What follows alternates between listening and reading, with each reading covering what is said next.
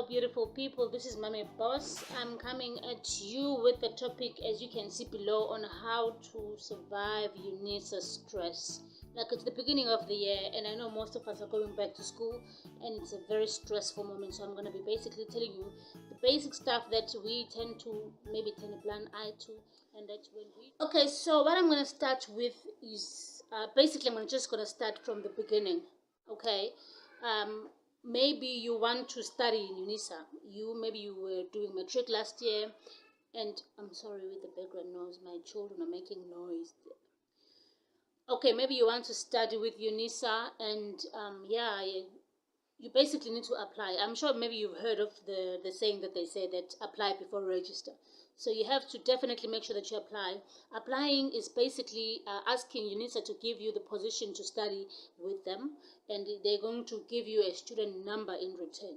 So once you have a student number, that is the only time where you can be able to then register. So when you register, one thing that you need to make sure that you do is that you're going to need to copy your certificate, your merit.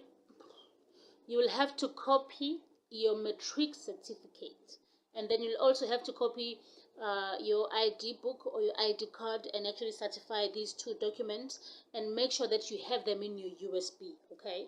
Because they need them in a soft copy so that they can be able to assist you. So you're going to need a USB, have these things in your USB. And then when you go to register for the first time, you need UNISA to actually assist you to do this. For some reason, I don't know why they don't allow it for the first timers to apply or register for themselves online. If you've ever done it before, you registered yourself by yourself at your home maybe, or in an internet cafe, please do tell me how you did that, because as far as I know, that's what I was told, that you cannot, do it by yourself. You definitely need to go to UNISA. So you have to go to your nearest UNISA center and ask them to help you with the registration after you've done these two things, which is to have your soft copy of your ID and certificate in your USB. Then they will be able to help you. So another thing that is important that many people tend to turn a blind eye into is that do not use Standard Bank UNISA banking details to pay when the closing dates for registering is so close.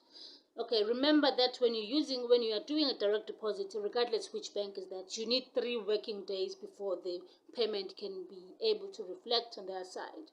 But let's say that the registration date is closing in a day or two. So when you pay at the bank and then they close the registration, or when they have not received the payment that you have made, for the registration. So in that way, you're going to lose out, and then you're not going to be able to study that semester or that year. So you have to make sure that you look into the dates. I'm going to leave a UNISA URL down below, which is going to actually help you see the application date for each and every semester of 2019, as well as the banking details. I'm going to leave it down below. I would definitely advise you, if you want to pay and you see that the closing date is very close, or maybe it's the last day, you would rather go to your UNISA center and then actually go to the cashiers and pay with the cashiers. Because if you do that, then the payment reflects same time with UNISA, and then you can actually access your student portal right away and your study material online right away. Okay, so this is what's going to happen. After you've applied, you're going to get a student number. Once you get a student number, you're going to then register. So after you've registered online, then you're going to know how much you're supposed to pay. So first you have to register, choose the modules. They're going to assist you with what modules that you have to choose regarding the degree that or diploma that you're going to be doing, or whatever qualification that you're going to be doing. So then you're going to know how much you have to pay, and then you're going to have to pay that amount. So once you've done that, they're going to send you a login details. So your username is going to be your student number, and then they're going to send you a password as well. The password they're going to save you, you have a right, or you have an option of actually changing it if you don't like to. I decided to keep mine years ago. I still have it. because it was just too easy for me to remember. But you can change it if you want to. There's an option for that. And then once you have that information, you're going to be able to go to my UNISA, and then you're going to log in with your details, and then you're going to be able to actually access your study material online.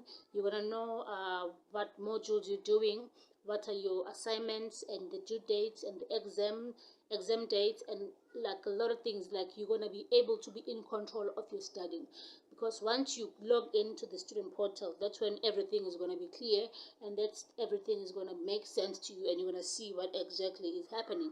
Now remember, with UNISA, it's not the same as studying full-time.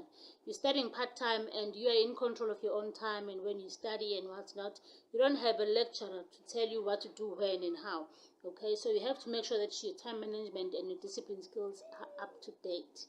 Okay, you have to make sure with that. You have to make sure that you log into your UNISA emails at least each and every day, or you log into your student portal with each and every day. In that way, you're going to be able to see the new messages that the lecturers are sending to you. You're going to be able to see a lot of stuff, and you're going to be reminded with the important dates that you need to see, right? So you have to make sure that you do that. It is very, very, very important. So the mistakes that I did was to actually not to be aware of my modules. Like I told you earlier, with UNISA, each and everything, you're responsible for it. You have to do your research. You have to know, with the degree that you're doing, what modules are you supposed to take.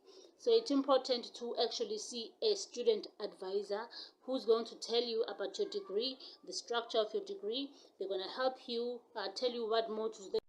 Okay, so these things are, like I was saying, online, but sometimes it's just when you don't know what to search, you cannot access them because you don't know that they are there. So I hope that this video did help you somehow. And if you had a worst or bad experience with UNISA, not that you're saying UNISA is bad, it's beautiful, but there's just, like every other school and every other institution and place, there's always like these confusing situations and misunderstandings, and that just cause drama in our lives. So I definitely want to hear your story, what happened to you, and how did it actually disturb you a little bit, and how did you bounce back.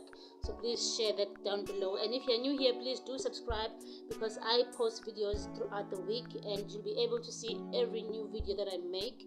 And if you like this video, please also put that thumb up, and you will be appreciated so much by me. So if you enjoy this video, I'm also happy about that.